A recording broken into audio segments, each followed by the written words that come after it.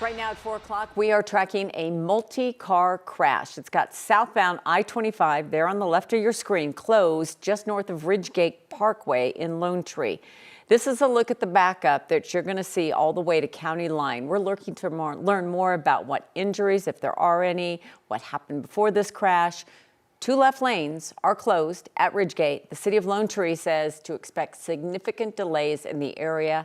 Certainly not something you like to hear at 4 o'clock in the afternoon. So we're going to keep an eye on it and let you know as soon as we know more about what happened here. Today, Aurora's police chief, Todd Chamberlain, spoke about an officer-involved shooting that left 1 man dead over the weekend. He says the officer who shot had to do it to remain safe. Thanks for joining us. I'm Kim Christensen. And I'm Sam Shocker. Today we learned that victim was identified as Rajon Belt Stubblefield. 9 News' Janelle Finch attended the news conference and joins us with the latest. And Janelle, how did this entire altercation even begin? Sam, Kim, that press conference ended just moments ago. Chief Todd Chamberlain says that he wanted to hold this press conference to share more information about what happened in the shooting. We saw screenshots of body camera footage as well as a timeline of events. Again, he wants to provide as much information as he can as the investigation continues. Over the weekend, an officer-involved shooting sparked concern from some in the Aurora community. APD says one of its DUI task force officers tried to make a traffic stop on a driver who crashed into 2 cars. Chief Chamberlain called the suspect's behavior aggressive and, quote, not normal. He says after the officer saw the suspect moving toward a gun, he shot him. The chief showed the photo of the gun recovered from the scene today. Chamberlain says he wants to dispel misinformation he's heard about the shooting. This is a very, very high-level review, but it does show the facts. It does show the facts that our suspect had a gun. It does show the facts that our suspect crashed into 2 vehicles for whatever reason, while not stopping for a police vehicle that had all of his emergency equipment on. It does show the fact that this individual got out and tossed this gun. Now, this is the second time that we've heard from the chief since this shooting, but it's likely that we'll hear from the chief again because he did say at this point the officer has not done any interviews to provide a statement on what he says happened. So we still have a lot of questions still unanswered, but until then, live in Aurora, Janelle Finch, 9 News. Community members have a lot of questions as well, Janelle, and there's a lot of video out there from witnesses and body camera video that I would hope we would see eventually. Correct. As you know, that the critical incident response team is investigating this incident, and it's entirely possible that we won't see that body camera footage in full for some time. We do know that the family has not seen it yet, and per protocol, they need to see it first before it is potentially released to the public. Right. It's a process, but thank you so much. And Janelle will have more for us later today.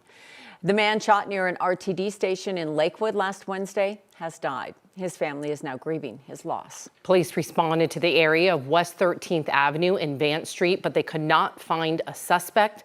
9 News reporter Ria Jha spoke with the family, who says they're also having to live with the fact that the shooter is still on the loose. Yeah, police are still searching for the suspect. I spoke with the victim's sister, who's now wondering if this was actually a targeted attack. She showed us video footage that's now circulating online. We're not going to show that video, but it shows the suspect approaching a group of people where her brother is sitting down with them. The shooter takes out a gun and shoots only her brother, then runs away. I'm a little anxious. There are a lot of things for Ruth Steiner to be anxious about right now. Just knowing that they haven't caught him yet gives me a lot of anxiety, but being here gives me a little bit more anxiety. It was behind this RTD station at Wadsworth Boulevard where her brother Josh Green was shot last Wednesday. She's seen videos posted online of it happening. At like the end of this walkway, he's just sitting there with a few other people when the gentleman walked up and shot him. It seemed like the gentleman was specifically going for my brother. Josh was taken to the hospital in critical condition. After surgery on Saturday, even though he wasn't fully responsive, hospital staff told Ruth he could hear her. I just told him that I loved him and that I knew he was strong and I wanted him to fight. I told him his kids loved him and that we were there. Lakewood police are still looking for the man pictured here. Ruth doesn't know if her brother knew the suspect or not. but she knows someone out there does. He's dangerous.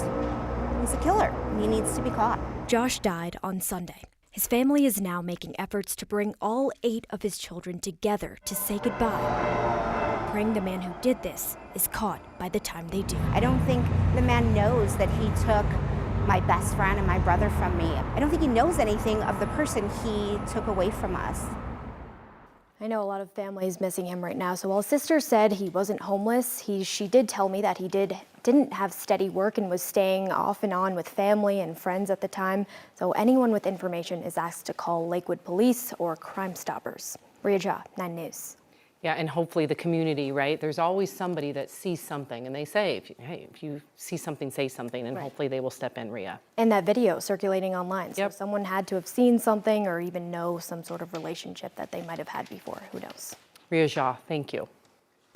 Let's take a live look outside. We hate to say the word quiet and just jinx things, but it's looking just picture perfect. It is. Beautiful September, warm, dry. Kathy, just put it in a bottle and save it for another day. That Please. is such a great idea. I mean, this is my favorite time of year. And as a meteorologist, it's always kind of our time where we get to exhale a little bit, coming off of months of severe weather and rain and thunderstorms. And before we embark upon the cold, the snow, and the ice, we have September. And sometimes, if we're lucky, October. Today, not too warm, not too windy, definitely not stormy. There may be a couple of foothill storms that could bring a sprinkle or a gust of wind, but shouldn't be overly impactful for anything that you have going on outdoors tonight. We have 85 at the 9 News studios, and that's average for the date. The 90s are out across the western slope. Winds have been picking up just a little bit out of the north and northeast. Watkins, a gust to 23, 22 mile-per-hour winds in Broomfield. Pretty gusty up around Buckeye, Fort Collins, and up toward the Boulder area. But again, no advisories for wind. Storms are tracking from the northwest to the south and east. A little lightning, a little wind, but only a few sprinkles. And if you see some sprinkles, count yourself lucky because it's pretty dry out there and we don't have the chance for a lot of rain coming in the short term. Temperatures in the mid-80s now will drop 10 degrees by about 8 o'clock. Weather headlines include a mild, dry start to the month of September, but changes later in the week. And we've got a football game on Sunday. I'll have details on that forecast along with the weekend outlook coming up. Kathy, thank you. The Denver Public Schools Board is responding to the Title IX violation for converting a bathroom in East High School into a gender-neutral one. Last week, the district was told taking away a bathroom exclusive to girls violates Title IX. The Department of Education asked DPS to convert all gender-neutral bathrooms back within 10 days or risk what they call imminent enforcement action. The DPS board says the department should have visited the school, verified claims, and should know that students are the ones that asked for the change because of dignity, health, and safety.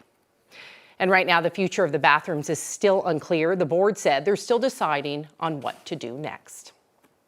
And the University of Denver has been welcoming the class of 2029 on campus today. Nearly 1,200 freshmen and new students started moving into their dorms, but classes don't begin until next Monday. DU says this year, 2/3 of its students are from outside of Colorado, with 59% traveling from more than 500 miles away. But DU is one of the last colleges to start this year. Most schools like CU, CSU, and UNC have been in session a week or more.